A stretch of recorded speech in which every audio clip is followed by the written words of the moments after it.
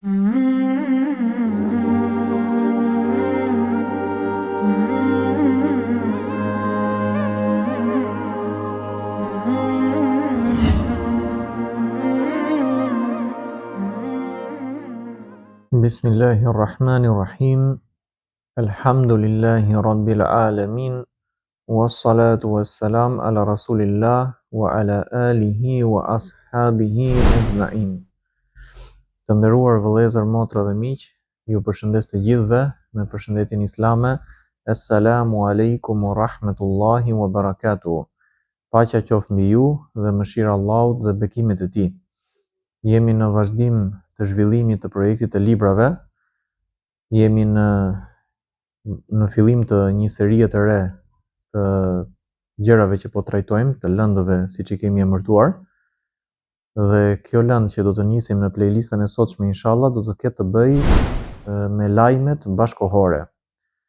Pra ne kemi kategorizuar këtë si një pjesë të lëndës së historisë, pra si një ndarje të saj të veçantë, në të cilën do të trajtojmë lajme nga bota, qoftë nga vendi jon ose nga rajoni ose më gjerë, të cilat mund të konsiderohen të një farë rëndësie në realitetin që jetojmë, në mënyrë që të trajtohet historia bashkohore, sepse çdo gjë që i përket së kaluarës, qoftë edhe një kaluar shumë e afërt, për shembull pak ditë apo pak javë apo pak muaj apo pak vite, ajo mund të quhet si pjesë e historisë, nëse në të ardhmen mund të trajtohet si histori e mirëfillt.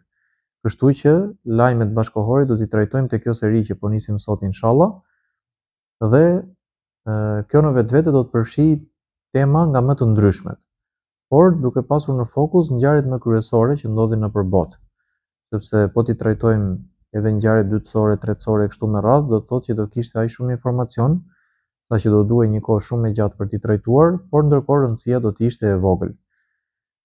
Si fillim kemi zgjedhur që të trajtojmë lajme që kanë të bëjnë me realitetin në lindjen e mesme. Si referencë kemi marrë kanalin Al Jazeera, i cili është një nga kanalet më të njohura në botën arabe, nëse jo më i njohuri. Ka dhe kanale të tjera të cilat merren me trajtimin e lajmeve, siç mund përmendim TRT World edhe të tjera të ngjashme me të. Porse lajmi i sotshëm do të jetë prej kanalit Al Jazeera në lidhje me lindjen e mesme, më konkretisht me tokën e bekuar të Shamit, duke qenë se Shami konsiderohet si zemra e botës islame, madje mund të themi edhe zemra e botës në tërësi, për arsye se është në qendër të gjitha qytetërimeve dhe njëkohësisht një ndër më të vjetrat. Dhe për shikuesit që nuk e njohin termin Sham, nënkuptohet me të 4 shtete prej shteteve bashkohore, pra toka dhe popujt që jetojnë në këto 4 vende: Palestina, Libani, Jordania dhe Siria. Dhe siç është përmendur dhe në hadithet profetike të cilat flasin për kohën e fundit përpara kiametit, toka e Shamit do të ketë një rëndësi të veçantë për muslimanët, për këtë arsye dhe ne po përpiqemi t'i japim një vëmendje të veçantë. Lajmi i cili do të trajtohet sot është lajmi i një sulmi izraelit ndaj Kuneitras, që është një territor në Sirinë jugperëndimore, dhe lajmi është publikuar në website-in e Al Jazeeras në datën 20 dhjetor 2025. Ndërkohë që ne sot jemi në 21 dhjetor, pra një ditë pas publikimit të këtij lajmi. Faqja prej së cilës është marrë lajmi është në gjuhën angleze, për këtë arsye do ta lexojmë tekstin në anglisht dhe më pas do ta përkthejmë në shqip, ndërkohë që zakonisht nëpër gjërat që kemi trajtuar deri tani kemi përkthyer nga arabishtja në shqip. Mirë po me kalimin e kohës mund të bëjmë përkthime edhe nga gjuhë të tjera, me aq sa mundësi do të kemi, dhe do të përkthejmë edhe në gjuhë të tjera. Pra nga gjuhë të tjera dhe në gjuhë të tjera, inshallah me lejen e Allahut. Së pari thot gazetari që ka hartuar këtë lajm: Syrian State Television denounces the Israeli incursion as another violation of the nation's sovereignty. Televizioni shtetëror sirian e dënon inkursionin izraelit si një tjetër shkelje të sovranitetit të vendit. Pra, nëse do të bënim një hyrje në lidhje me ngjarjet që po flasim, do të thoshim që momentalisht situata në linjën e mesme është goxha e trazuar dhe në qendër të vëmendjes dhe në qendër të gjitha problematikave qëndron konflikti ndërmjet muslimanëve dhe sionistëve. Pra mund të themi sionistëve izraelit dhe gjithë komshinëve të tyre, duke përfshirë këtu qoftë Palestinën, që është më kryesorja, po ashtu edhe Sirinë, po ashtu edhe nga pak vendet e tjera anëpërqark. Ndonjëherë jo dhe aq pak. Më pas, Israeli forces have advanced into the Quneitra area of Syria's occupied Golan Heights and set up 2 military checkpoints, as an Al Jazeera correspondent on the ground reports. Forcat izraelite kanë avancuar në zonën e Kuneitras, në lartësitë e pushtuara të Golanit në Siri, dhe kanë ngritur 2 pika kontrolli ushtarake, raporton një korrespondent i Al Jazeeras nga terreni. Pra momentin në të cilin ne po flasim është momenti kur sapo ka hyrë në fuqi dhe është kryer faza e parë e marrëveshjes së armëpushimit ndërmjet palestinezëve dhe izraelitëve në rripin e Gazës, por ndërkohë ka trazira në rajone të tjera të vendit, qoftë në bregun perëndimor, qoftë në Liban, qoftë në Siri, pak a shumë sionistët po i ngacmojnë të gjithë komshinjt njëri pas tjetrit. The Israeli military operation on Saturday took place in the villages of Ain Ziwan and El Ajraf in the southern part of the country. Operacioni ushtarak izraelit të shtunën u zhvillua në fshatrin Ain Ziwan dhe El Ajraf në pjesën jugore të vendit.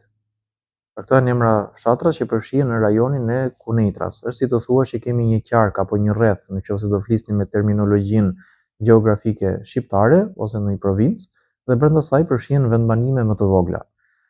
For months, Israeli forces have conducted near daily incursions into southern Syria, particularly in the Quneitra governorate, carrying out arrests, erecting checkpoints, and bulldozing land, all of which have prompted growing public anger and unrest. Për muaj të tërë, forcat izraelite kanë kryer inkursione pothuajse të përditshme në jug të Sirisë, veçanërisht në qarkun e Kuneitras, duke kryer arrestime, duke ngritur pika kontrolli dhe duke shkatëruar toka me buldozer, veprime që kanë nxitur zemërim dhe pakënaqësi gjithnjë e më të madhe publike.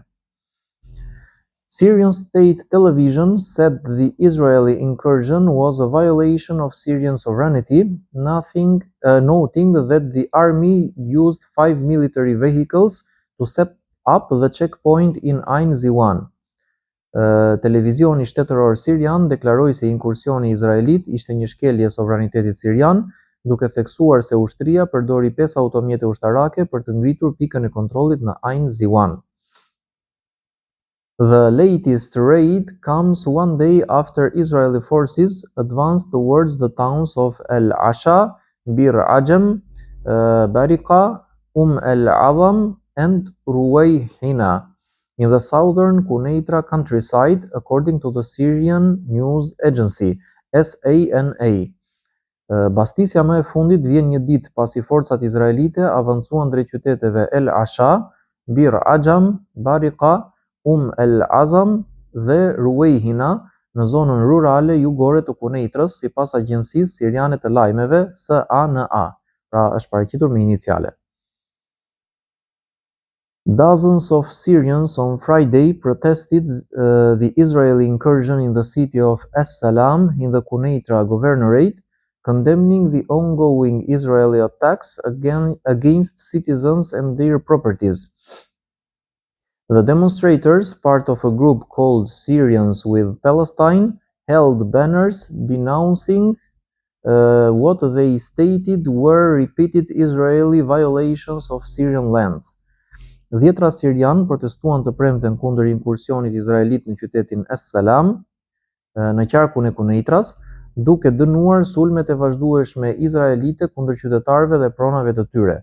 Protestuesit, pjesë e një grupi të quajtur Sirianët me Palestinën, mbanin pankarta që dënonin sipas tyre shkeljet e përsëritura izraelite të tokave siriane. Despite a reduction in direct military threats, the Israeli army continues to carry out air raids that have caused civilian casualties and destroyed Syrian army sites and facilities. Pavarësisht një uljeje të kërcënimeve të drejtpërdrejta ushtarake, ushtria izraelite vazhdon të kryej sulme ajrore që kanë shkaktuar viktima civile dhe kanë shkatërruar baza dhe objekte të ushtrisë siriane.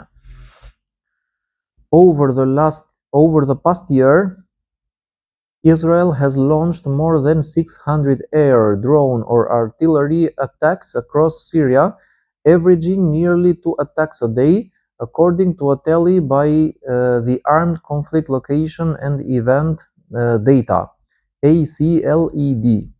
Gjatë vitit të kaluar, Izraeli ka ndërmarrë më shumë se 600 sulme ajrore me dron ose artilleri në të gjithë Sirinë, mesatarisht pothuajse 2 sulme në ditë, sipas një përllogaritjeje nga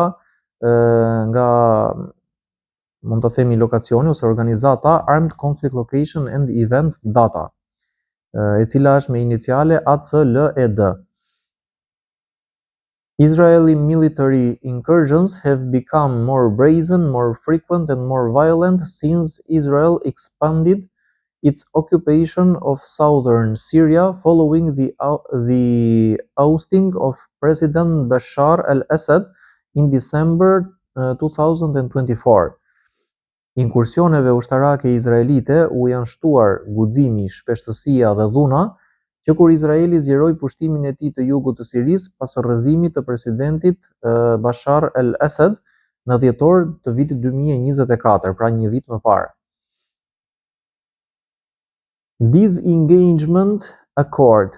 After al-Assad's fall, Israel declared the 1974 Disengagement Agreement, brokered after the 1973 war in which Syria failed to regain the occupied Golan Heights. Marrëveshja e shkëputjes.